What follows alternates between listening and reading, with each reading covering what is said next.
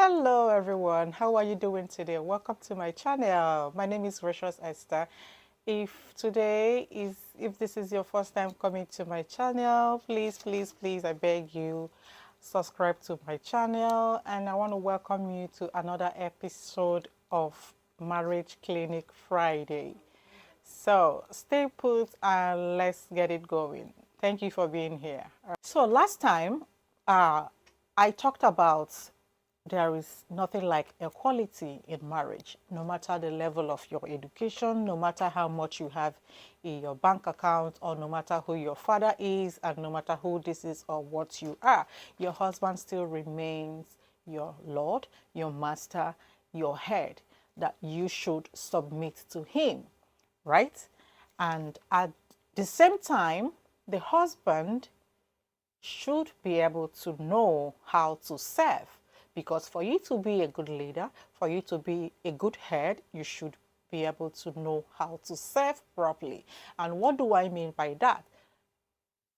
Knowing how to love unconditionally, right? Because that is what marriage is all about. No matter who you are, I always say you should be able to love your wife unconditionally and be ready to die for her. That is what marriage is all about. And you, as a wife, will also respect unconditionally, no matter whatever that is going on. I know it's hard. But it's possible. Is it possible? Yes. Is it hard? Yes. But like I said, that marriage is a work in progress. You have to put in more work for the marriage to stand the test of time. And also knowing your spouse's love language, for you to be able to show them love in the language they understand, right? So today we have a very sensitive topic to talk about. People have come to me with this question. Oh, I have tried prayers, I have tried advising, I have tried so many things, being the good wife, the good husband, doing my duty diligently, yet my spouse refused to change. My partner, my wife, my husband refused to change. He's not showing no remorse. He's not doing nothing to add value to the marriage. What should I do? This is the question. What should I do in that situation that I have put in my best? I have tried my best. I have worked for this marriage to work, and yet nothing is working. What should I do? Right. So with this, I will tell you, if your life is in danger, if there is a threat to your life, what do I mean by that? If there is a physical abuse in your marriage, if there is a chronic cheating that threatens your safety, your health in your marriage, I will advise you to step aside. What do I mean by that? I am not telling you to divorce your husband, but I'm telling you to separate from him. Yes. If there is a threat to your life, if you feel that your health is compromised or is going to be compromised, that your life is in danger, your safety is not guaranteed, step aside. Yes, there can be like a discussion, like a conversation that may be coming out from both sides of the aisle. Discuss, have that conversation from afar. And in that situation, if that partner refused to change, continued, maybe you have given him or her the space that he wants, that you want, that's okay. What do I say? That's okay. Your life worth millions, billions, as in your life is more important. In that situation, your life is more important. You have to secure your life for you to be able to be in marriage, right? So separate.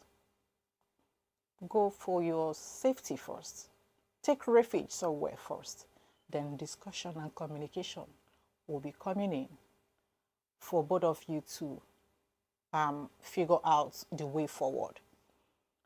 And I will say again that if the way forward is the spouse moving forward, moving on without you, it's okay.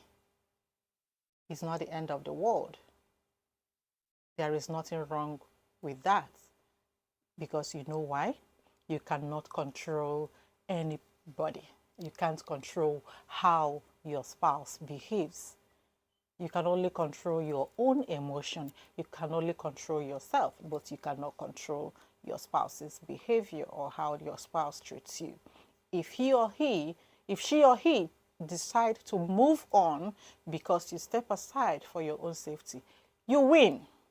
Is your win, because you will be alive to enjoy the fruit of your labor. But if you stay back in that relationship, in that marriage, and something happens to you, you die, or you contracted a incurable disease, what is going to become of you? You are gone, and life continues, right? So what I'm saying is, step aside and let discussion, reconciliation, and communication come from wherever it's going to come, and figure what is going to happen, right? Because this situation has left many people doubt themselves.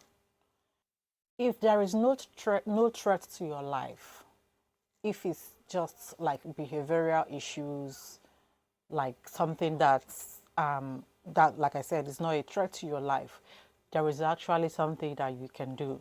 I know you said you have prayed and you have done so many things. You have tried to be the good wife. You have done this and you've done that, and nothing is working. There is actually something you can do. And that is, one, I want you to know, to admit that you have failed. Yes, I want you to realize that you have failed, that you have tried so many things and nothing is working.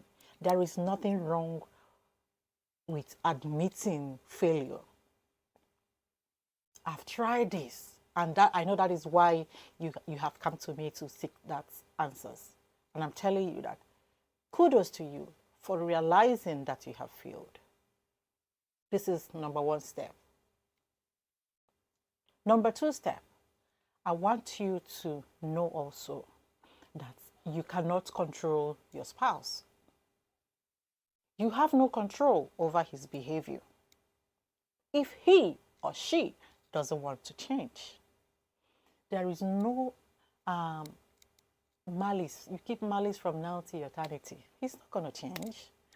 You keep talking from now till forever. She is not going to change if he or she doesn't want to change. They know what they are doing. Don't tell me that they don't know. They know what they are doing. Right? But I will say that there is something somewhere that needs to be changed for that change to happen. I want you to take a look at yourself in the mirror. I want you to be aware of your own behavior. I want you to have that self-realization, self-awareness. Realize that you cannot change your spouse, but you can actually change yourself. Yes, you can actually change yourself. Whenever that argument is heated up, whenever that thing that is causing you the rift in your marriage comes up, I want you to be the bigger person and step aside. Be the bigger person and step aside, because some people will be waiting for an opportunity. They will bait you into an argument, and they will turn around to to to to um, to to term you toxic. Some people will push you aside, they will push you away, and when you distance yourself, they will turn around and term you, oh, you neglected me. All right, they will blame you for doing wrong.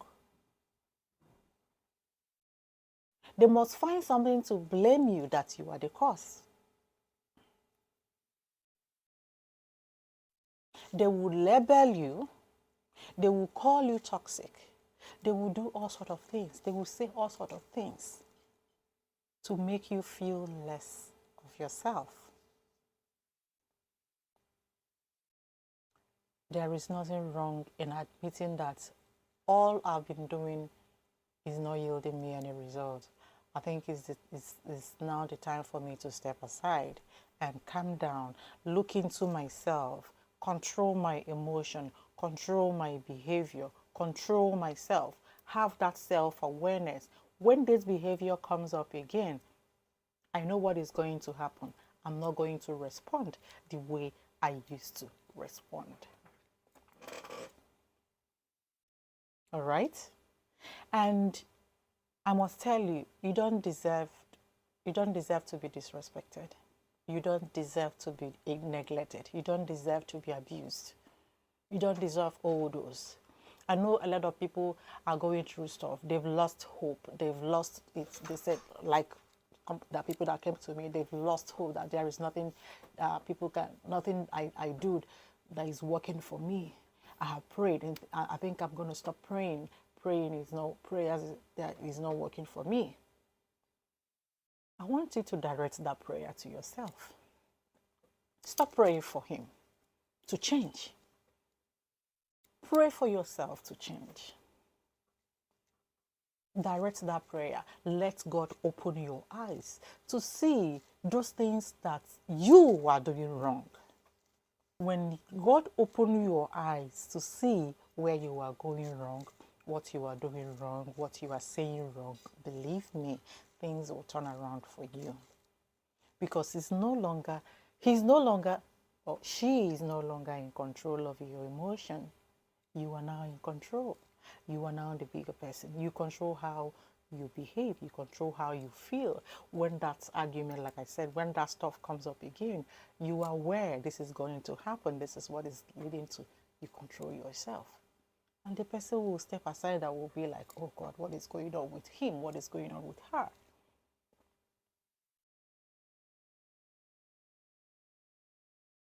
All right? And again, keep praying. Continue praying. There is nothing prayer cannot do. Keep praying. You feel that God is not answering your prayer, that God doesn't want to answer you. God wants to teach you a lesson with that situation. It's a lesson. It's just for you to pray for yourself, to understand that lesson that God is trying to teach you, and for you to self-develop yourself.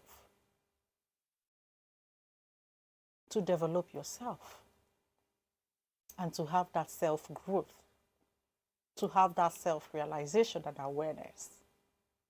It's not even only with your spouse, with anybody else around you, anything else.